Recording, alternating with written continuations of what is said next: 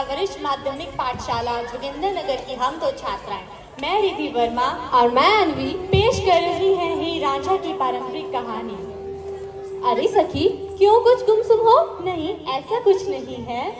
तो फिर क्यों ये भौएं चढ़ाई हुई हो? कुछ नहीं, आज मैं एक पारंपरिक कहानी सुनाने जा रही हूँ। प्रेम में खुद को फना कर देने वाले हीर और रांझा की रूह को खुदा का साहस भी अलग नहीं कर पाया था। सच्चा प्रेम कोई खेल नहीं बल्कि एक आग का दरिया है। तब भारत और पाकिस्तान एक ही देश हुआ करते थे। चिनाब नदी के किनारे तब हजारे नामों के गांव हुआ करता था। इस गांव में रांझा जनजाति के जाट परिवार में एक बालक का जन्म हुआ। प्यार से सभी लोग उसे रांझा कहते थे। रांझा 4 भाइयों में सबसे छोटा था। परिवार में सभी का दुलारा भी था। जब सब लोग खेतों में काम करते तो रांझा अपनी बांसुरी सुनाया करते थे। उनकी बांसुरी में बहुत मिठास थी। समय बदला, रांझा बड़ा हुआ, उसकी किस्मत ने भी करवट ली। तीनों भाइयों की शादी हो गई। घर में क्लेश बढ़ने लगा। भाई और भाभियों के भेदभावपूर्ण रवैये के कारण रांझा ने घर छोड़ दिया। रांझा इधर उधर भटकने लगा। लोग कहते हैं कि रांझा अपने गांव को छोड़कर पड़ोस के गांव में जा पहुंचा। वहां उसने पहली नजर में हीर को देखा और देखते ही दिल दे बैठा। हीर बेहद खूबसूरत थी। हीर भी रांझा की सच्चाई और मासूमियत के आगे नतमस्तक हो गई और उसे अपना दिल दे बैठी। यहीं से हीर और रांझा की प्यार की शुरुआत हुई। हीर और रांझा का प्रेम धीरे धीरे परवान चढ़ने लगा। हीर रांझा की यह कहानी उस समय के समाज के लिए एक चुनौती बन गई थी।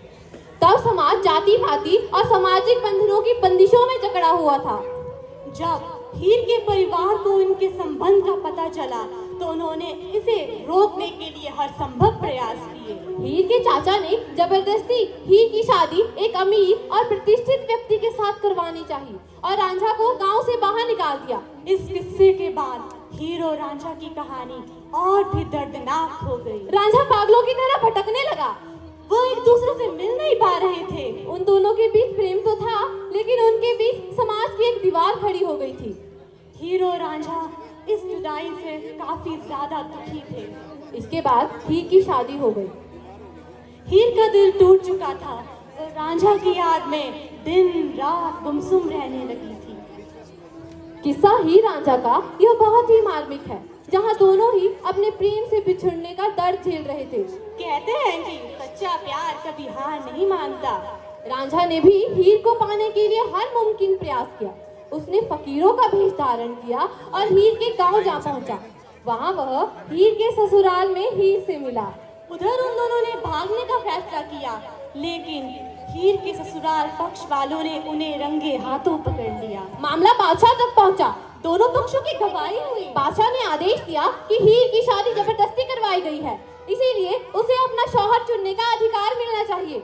दोनों तरफ से शादी का आयोजन शुरू हो गया।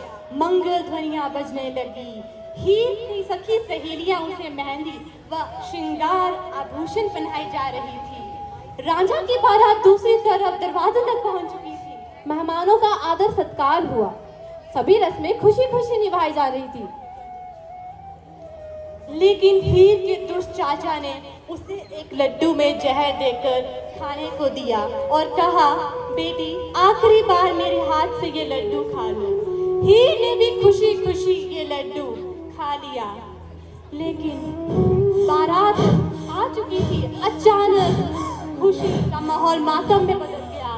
मंगल ध्वनियां, सब ढोल नगाड़े शहनाइयां बंद हो गए। हीर इस दुनिया से जा चुकी थी।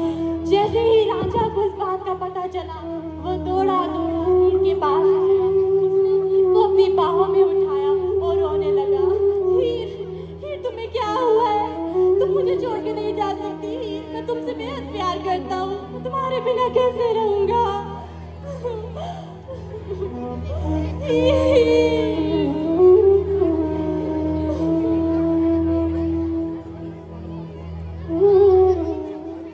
धन्यवाद।